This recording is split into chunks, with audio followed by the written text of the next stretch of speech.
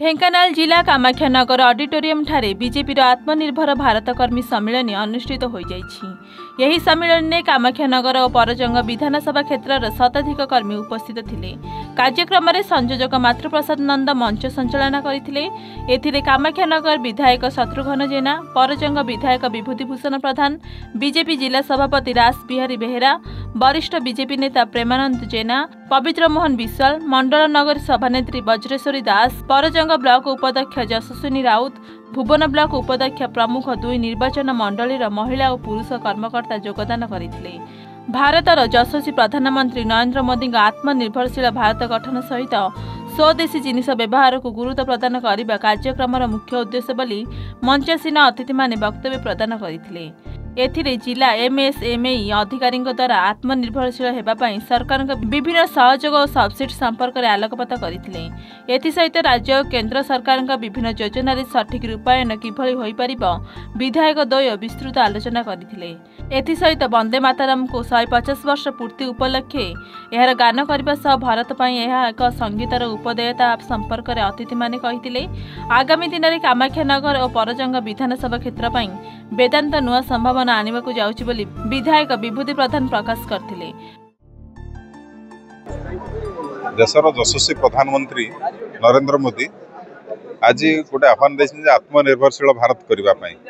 तार अर्थ जे खाली आम व्यक्तिगत भाव आत्मनिर्भर हवा नुहे, देश को केमती आत्मनिर्भर करवा ताहारी ऊपर प्रचेषा जारी रखिंट।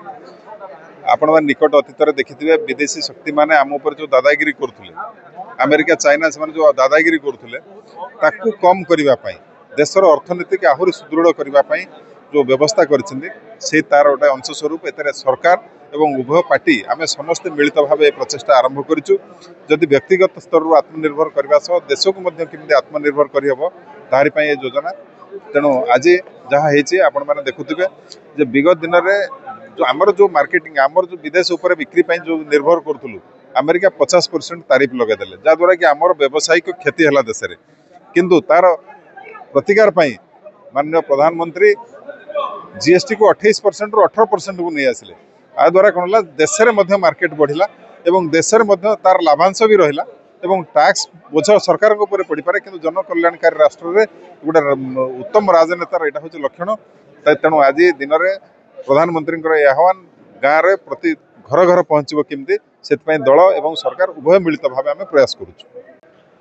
प्रिय प्रधानमंत्री नरेंद्र मोदी जो आत्मनिर्भर ये संकल्प यात्रा जो सब जगह होची पर्यायक्रमे आज मिलित भाव में परजंग और कामाख्यानगर विधानसभा तरफ कामाख्यानगर होची।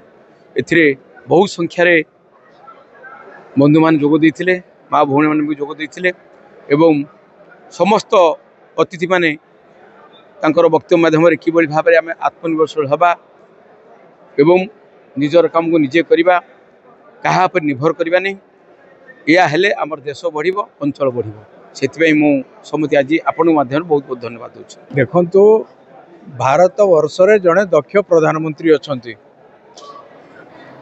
ट्रम्प जो बाहापियामी ताकू प्रतिहत करने से भावी नथिले जे केबे मोदी भलिया जड़े प्रधानमंत्री को सामना करेंगे।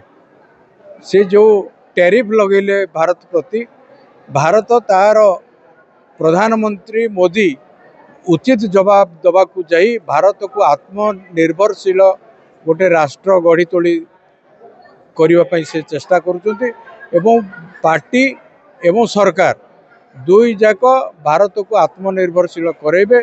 ओडिशा आत्मनिर्भर हब, भारत आत्मनिर्भर हब एवं समस्ते आम आत्मनिर्भरशील हवा ये प्रयास आज कामाख्यानगर उपखंड रे परजंग एवं कामाख्यानगर दुईटी जाक विधानसभा ये कार्य कर्मशाला अनुष्ठित होती। एथरे बहुत कार्यकर्ता बढ़ी चढ़ी भाग नहीं, समस्त को धन्यवाद देवी। ढेंकानाल स्वतंत्र प्रतिनिधि अक्षय कुमार नंद रिपोर्ट, एवन ओडिशा।